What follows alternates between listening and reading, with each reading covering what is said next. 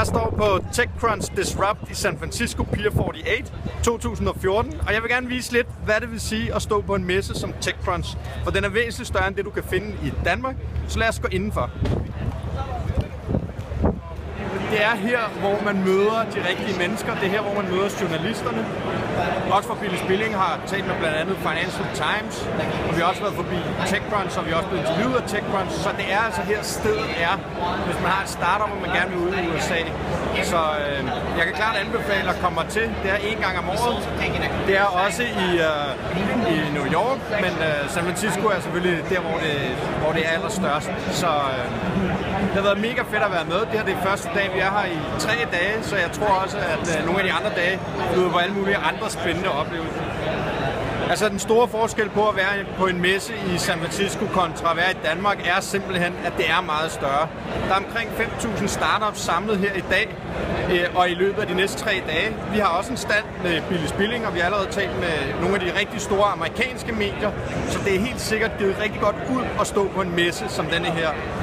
Vi har også fået nogle gode kontakter til nogle investorer, og selvom vi ikke står og skal have funding lige nu, så er det altid et godt sted at starte, når man står på sådan en messe som denne her.